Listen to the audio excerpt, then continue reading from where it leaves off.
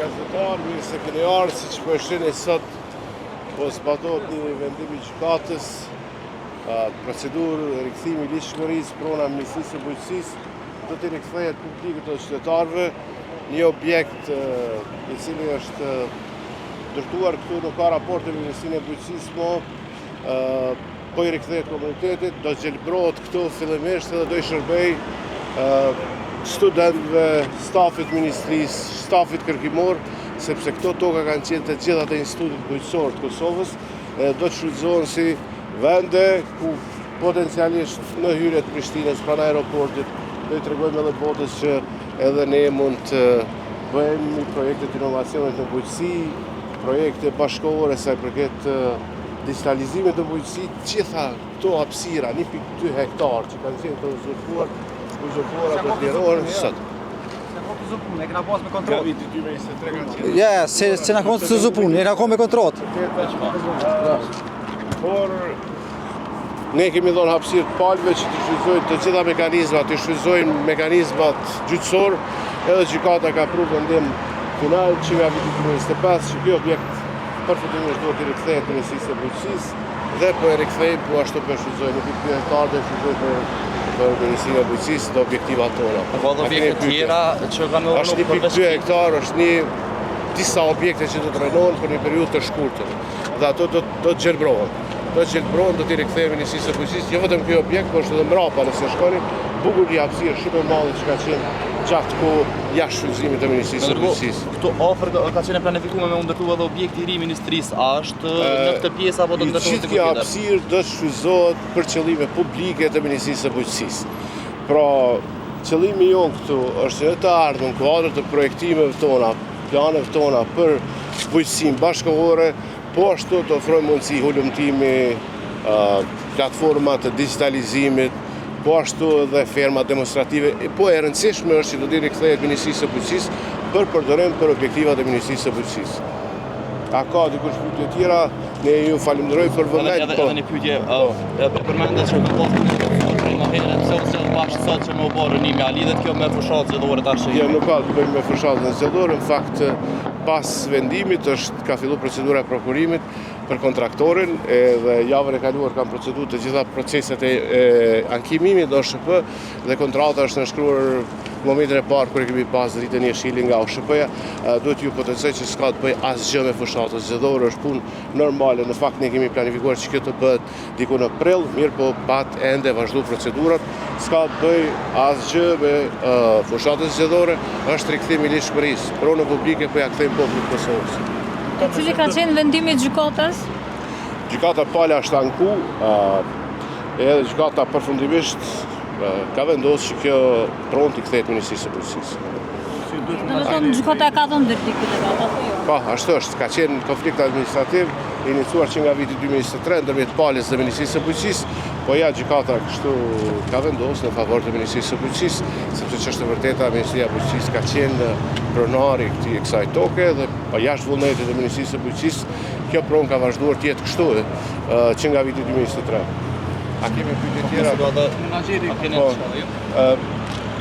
Unë besoj që nëse s'keni, a keni ndonjë pyetje tjetër teknike, unë besoj që gjitha materialet përfshirë nëse ka mundësi edhe procesin e rënimit edhe ajo pjesa kur fillon edhe gjelbrimi, besoj që ja kemi bërë që edhe gazetarëve dhe qytetarëve të Kosovës.